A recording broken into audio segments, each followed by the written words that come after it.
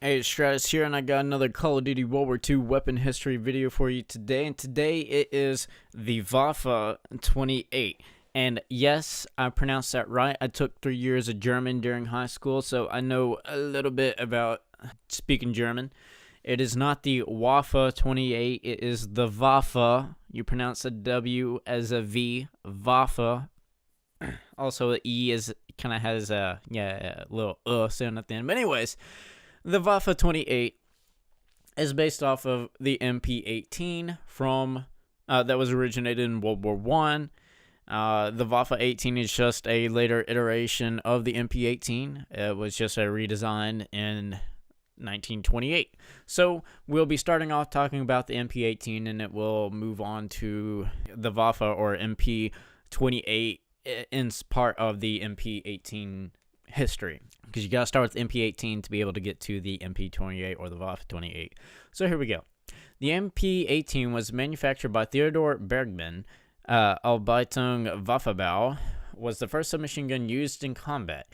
It was introduced into service in 1918 by the German Army during World War I as a primary weapon for the Sturmtruppen, assault groups specialized in trench combat. Although MP18 production ended in the 1920s, its design formed the basis for most submachine guns manufactured between 1920 and 1960. A common myth is that the Treaty of Versailles banned the production and use of the MP18 by Germany. In fact, the treaty only limited the number of machine guns that Germany was permitted to stockpile, and no mention of it is made by the machine pistols of the MP18 in particular. So, again, the MP18 was a submachine gun. It originated in the German Empire.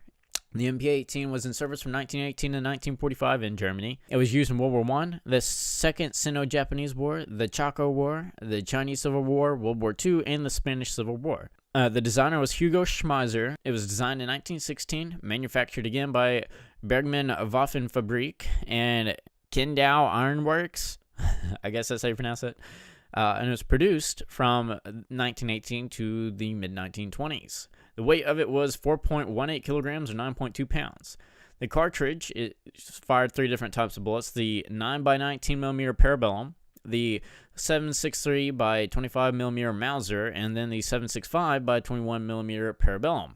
The action was open bolt blowback, just like the grease gun and the PPSH. The rate of fire was around 500 rounds per minute. This is not what you see in the game. In the game, it shoots extremely fast. Yeah. Muzzle velocity, 380 meters per second. This is on par with most other submachine guns that we have seen so far. The feed system was a 32-round detachable drum magazine for World War I. After World War I, you would have 20, 30, and 50-round detachable box magazines, and what we see in Call of Duty World War II is the 30-round magazine. So the history for this gun, what became known as a submachine gun and its genesis in the early 20th century, and developed around the concepts of fire and movement and infiltration tactics, specifically for the task of clearing trenches of enemy soldiers, an environment within which engagements were unlikely to occur beyond a range of a few feet. 1950, the German Rifle Testing Commission at Spandau decided to develop a new weapon for trench warfare. An attempt to modify existing semi-automatic pistols, specifically the Luger and C96 Mauser, failed, as accurate aimed fire in full automatic mode was impossible due to their lightweight and high rate of fire of 1,200 rounds per minute. The commission determined that a completely new kind of weapon was needed. Hugo Schmeisser, working for the Bergmann Waffenfabrik, was part of the team composed of Theodor Bergmann and a few other technicians. The Bergmann is also where it gets a name like the Bergmann 28 or whatever. They designed a new type of weapon to fulfill the requirements, which was designated the Maschinenpistole 18-1. It is not clear what the 1 designation is intended to indicate, although its successor, now we get to it, the MP28, was designated the Maschinenpistole 28-2. Full-scale production did not begin until early 1918, though it technically not the world's first submachine gun, being beaten by the double-barrel Italian Villa Perosa of 1915. In modern usage of the term, the MP18 is considered the world's first submachine gun, since the Villa Perosa had been designed to be used as a light machine gun on aircraft before it was adapted to infantry use as a single-barreled shoulder-fired weapon in 1918. The service history. The MP-18 primarily served in the final stages of World War I in 1918, especially at the Kaiserschlacht offensive.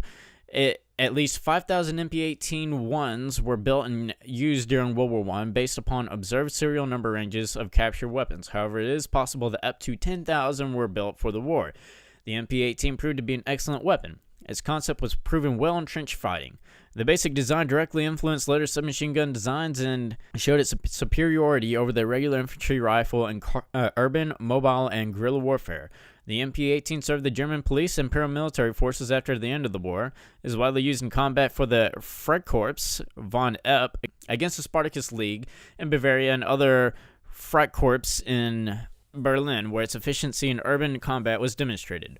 All the limited conflicts between 1920 and 1940 saw an increasing use of the new class of weapons, first in South America during the Chaco War, then in Europe during the Spanish Civil War, and in China during the Japanese invasion, where its use by well-trained Chinese troops was costly for the invaders in the Battle of Shanghai, where fierce street fights prefigured World War II urban combat of Stalingrad, Warsaw, Vienna, and Berlin. Since the treaty allowed the Weimar Republic to keep a small quantity of the submachine guns for police use, a few hundred MP-18-1s were modified to accept Schmeisser's original 20-round magazine design.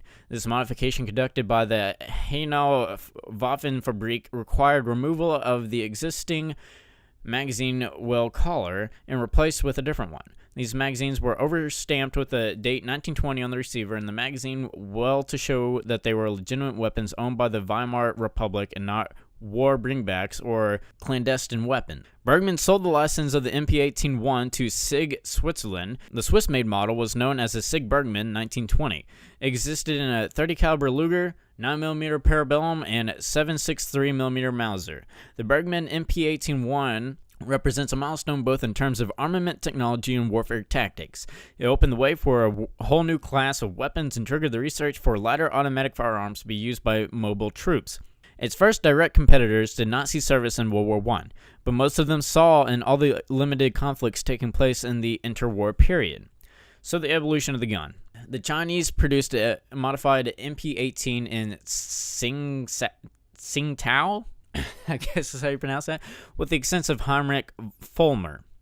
The French, despite being moderately interested by this class of armament because they had designed and introduced in service many semi-automatic and automatic weapons, immediately launched studies based on the captured MP-18s. The design of the STA 1922 was adopted, and the MAS 1924 entered service and was used in colonial war.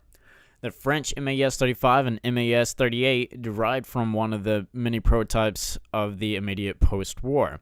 The MP-28, or the Waffe-28, was produced by Hainau under the supervision of Hugo Schmeisser. It was copied by the Second Spanish Republic under the codename Naranjero. The Naranjero was chambered with 9mm Largo. The Austrian Steyr MP-34 was created by a team of technicians led by Louis Stenge,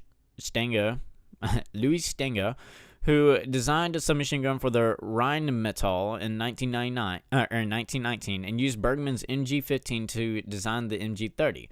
The SIG Bergmann 1920 was used by Finland and Estonia. It was the inspiration for the Estonian Tallinn 1923 and the Finnish Suomi Model 31, which in turn inspired Deg Tyrev for his PPD-34. This was the precursor to the PPSH, by the way.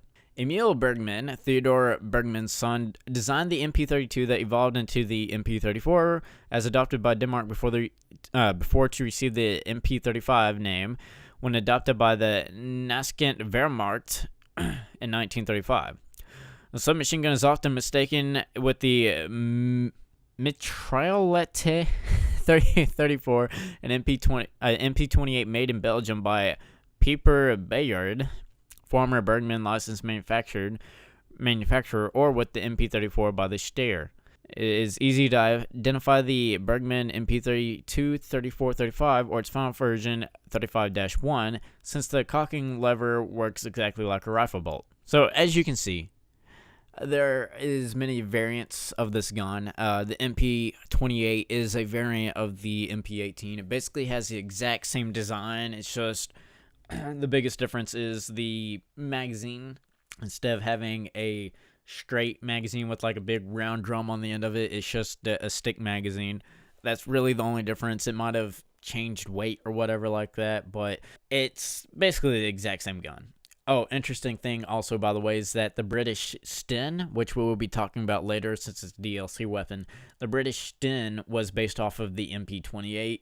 This gun had been used by a lot of different places in Europe and Asia, very interestingly. But now that we have talked about the history of the gun, which was kind of confusing because there was a lot of German words in there and I was not pronouncing them the best, but I still pronounced them nonetheless. Let's talk about what attachments work best on this gun. Now, in Call of Duty World War II, this gun shoots ridiculously fast and has god-awful recoil, or at least in my opinion. So, because of the god-awful recoil, I would have to use foregrip, like, without a doubt. I remember when I was using this gun, I actually wished that they had a attachment that would reduce the fire of the gun, because rapid fire, you do not need rapid fire on this gun. This gun shoots way too fast for you to be needing rapid fire. Maybe you would prefer that. I wouldn't, because the recoil is just so terrible on this gun.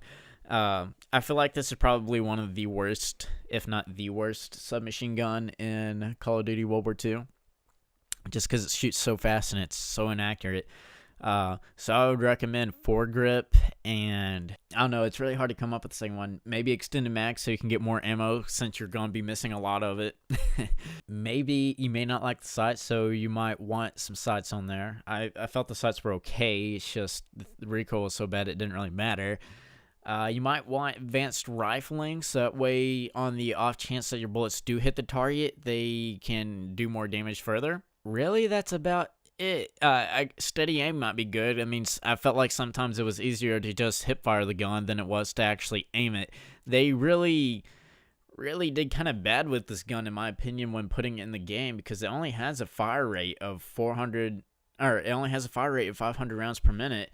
And yet this thing it shoots almost as fast as the Thompson. I'm just kind of like, what the heck, guys? What were y'all thinking when you were making this gun? 500 rounds per minute needs to be a little bit more on par with the Type 100. But I think that's why they had it shoot faster, so that way it would not be basically a duplicate of the Type 100. Basically, that's all that the Waffe 28 is a Type 100 that cannot shoot worth crap. It shoots too fast and it doesn't have very good accuracy. So the best thing I can recommend on this is foregrip and steady aim, or extended mags. You might even try to run a third attachment on there, just so you can either get better sights or maybe get advanced rifling on there or something. I don't know, but I personally did not like this gun. But if you like this gun, comment down below. And if you did not like this gun, also comment down below. I want to hear if there's anybody that actually likes the Waffe 28, because I don't feel like I get killed by that gun very often. I don't really see anyone using it because it sucks. So just let me know what y'all think. If you have enjoyed this video, please be sure to hit that like button for me, and then please be sure to subscribe and hit that bell notification, so that way you can get more Call of Duty World War II weapon history videos, because I got a long list to still have to go through. So yeah, I hope y'all have a great day, and I will see y'all next time.